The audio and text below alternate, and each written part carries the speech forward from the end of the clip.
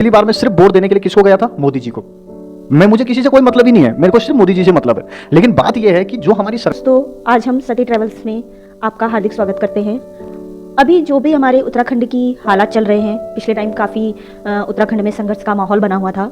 अभी थोड़ी ही टाइम पहले चुनावी जो भी हवाएं उत्तराखंड में चल रही हैं, तो हम अपने ही ओनर यानी कि सती ट्रैवल के ओनर से कुछ क्वेश्चन करेंगे जिनका जवाब हम उनसे जानना चाहेंगे, क्योंकि वो काफ़ी हमें जानकार पर्सन लगते हैं। तो हम सती ट्रैवल के ओनर से आपकी बातचीत कराते हैं। हेलो सर, आप कैसे हैं? जी मैम नमस्कार, मेरा नाम दीपक है और जैसा कि आपको पता ही है मेरे बारे में, तो आज आप जो भी सवाल मुझसे पूछना चाहेंगे उनके जवाब मैं आपको बिल्कुल क्लियर दूंगा और इसमें जो होगा बिल्कुल निष्पक्ष। तो आप पूछिए मुझसे जो भी आपको सवाल पूछने हैं। सर, सबसे पहला मेरा क्वेश्चन यही होगा, जैसे कि आजकल उत्तराखंड में चुनावी दौर चल रहा है, तो आप धामी सरकार के बारे में क्या कहना चाहेंगे? जी मैम, ऐसा है कि धामी सरकार जो है वो हमारी अच्छी सरकार है। ऐसा हम नहीं कहेंगे कि धामी सरकार गलत है, लेकिन हाँ, हम आपको एक बात बताते हैं, क्योंकि हम तो धामी सरकार से बिल्कुल भी खुश नहीं हैं, सीधी बात है। तो बाकी अगर आप ये पूछेंगे कि आप धामी सरकार से खुश क्यों नहीं हैं, तो ये एक क्वेश्चन हो सकता है और इसके जवाब मैं आपको एक से बढ़कर एक दूंगा। तो सर, आप धामी सरकार से खुश नहीं हैं। चलिए, आप टूरिज्म के प्लेस से हैं, टूरिज्म क्षेत्र से आप हैं, तो हम इसी पे आपसे एक क्वेश्चन पूछना चाहूंगी कि आपको क्या लगता है कि टूरिज्म के क्षेत्र में उत्तराखंड की उन्नति का मतलब आप क्या कहना चाहेंगे कि कैसा उत्तराखंड में चल रहा है और कितना उत्तराखंड आगे को भावी हमारे भविष्य में उत्तराखंड प्रगति कर सकता है इस क्षेत्र में? जी मैम, मैं ये कहना चाहूँगा कि टूरिज्म की जहाँ पर बात की जाती है उत्तराखंड में, तो आप मुझे एक बात बताइए मैम कि पूरे उत्तराखंड में जहाँ पर टूरिज्म है वो कुछ चुनिंदा जगह हैं, जैसे नैनीताल है, मसूरी है। तो मैं तो अपने क्षेत्र की बात करूंगा, नैनीताल की, क्योंकि मुझे ये लगता है कि जब नैनीताल में आज तक पार्किंग नहीं बन पाई, तो फिर कब टूरिज्म पे सुधार हुआ है ये बताइए।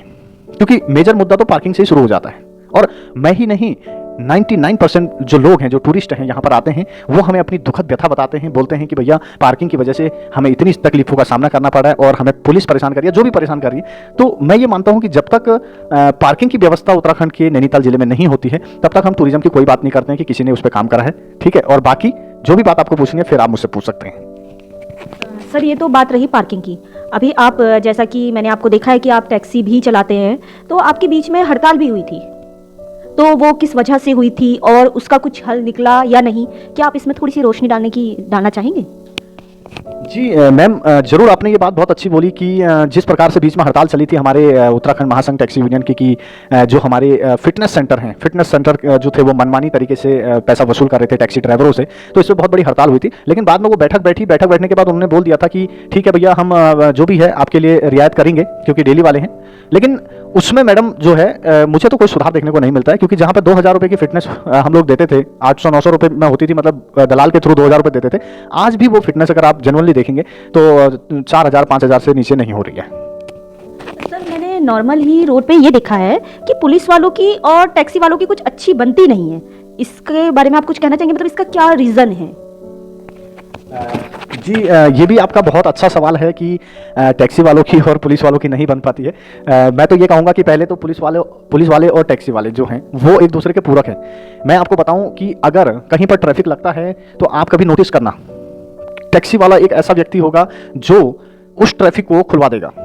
कैसे? क्योंकि उसको पता है कि किस तरीके से पुलिस को सपोर्ट करना है। तो मुझे ये लगता है कि इंडिविजुअली और इनडायरेक्टली ये पुलिस को सपोर्ट दिया जाता है टैक्सी ड्राइवर द्वारा। तो मुझे लगता है कि इनकी बनती इसलिए नहीं है क्योंकि मैं आपको बताऊं, जो डेली चलने वाला आदमी होता है और उसको शायद पहले का एक जमाना हुआ करता था, बोलते थे ना कि एक मछली सारे तालाब को गंदा कर देती है, तो आपको एक से एक प्रकार के भांति प्रकार के लोग पहले देखने को मिलते थे। तो इसी तरीके की वो पहले से मेंटेलिटी बन गई है कि भैया टैक्सी वाले जो होते हैं वो बेकार होते हैं, ये होता है वो होता है। लेकिन आज का जिस प्रकार यूथ है, मैं आपको आज के यूथ की बात बता रहा हूँ, सन 2024 चल रहा है और हम अभी कलयुग में चल रहे हैं। तो मुझे ये लगता है कि आज अगर आप किसी भी व्यक्ति को पकड़ के देखेंगे तो आपको एक से एक एजुकेटेड वेल पर्सनालिटी आपको लोग मिल जाएंगे, तो आपको घबराने की जरूरत नहीं है। और हमारा पुलिस से अच्छा संबंध है। और बोला कि डिपार्टमेंट जो है वो सही से काम नहीं कर रहे हैं। धामी सरकार स्कीम तो लाई है, लेकिन वो स्कीमें अच्छी से, मतलब एक धरातल पर जो दिखता है कि हाँ ये स्कीम सक्सेसफुल हो रही है, वो नहीं हो रही है। तो इसके लिए तो सरकार ने डिपार्टमेंट की शिकायतों के लिए एक पोर्टल जारी किया है 1905 करके। तो आपने उस पर शिकायत करने के बारे में क्यों नहीं सोचा? जी मैम, मैं तो सबसे पहले आपसे ये पूछना चाहूँगा कि आपके पास भी इतनी बहुत सारी नॉलेज है और आप भी मुझसे ऐसे सवाल पूछ रही हैं जिससे कि मैं भी बहुत अंदर से डीपली इस बात पे चले गया हूँ, क्योंकि मैं हूँ भुक्तभोगी। मैं ही इस उत्तराखंड का एक ऐसा नागरिक हूं जो आज भी भुगत रहा हूं ये सारी चीजें।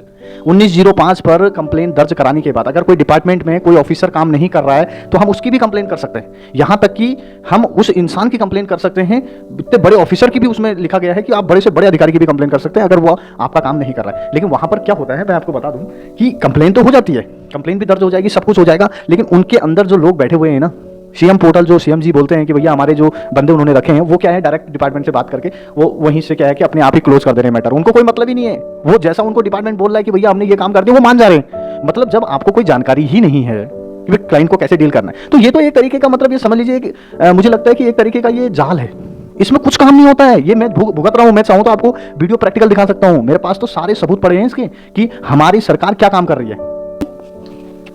जी मैम, जहाँ पर सरकार की बात है वहाँ पर मेरे को कोई सरकार से कोई आपत्ति नहीं है। मैं तो देखो वोटर हूँ, मैंने तो इस बार भी, मैं पिछली बार भी मैंने जब वोट दिया तो बीजेपी को ही दिया। मैं तो स्पष्टवादी आदमी हूँ और ब्राह्मण आदमी हूँ, झूठ में बोलता नहीं, इसलिए मैं स्पष्ट बात करता हूँ। पिछली बार मैं सिर्फ वोट देने के लिए किसको गया था? मोदी जी को।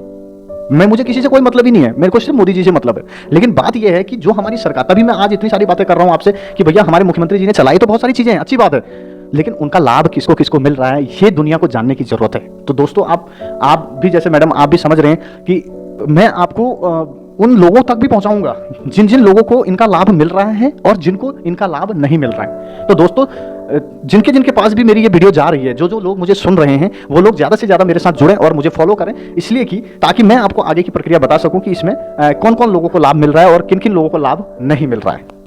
तो सर आपसे यहीं पर हम बातचीत को ख़त्म करते हैं और आपका बहुत बहुत शुक्रिया कि आपने अपना इतना कीमती वक्त हमें दिया और हमारे साथ इतनी कीमती बातें करी, जिसकी वजह से हमें देखिए इतनी चीज़ें भी पता चली। तो आपका बहुत बहुत शुक्रिया।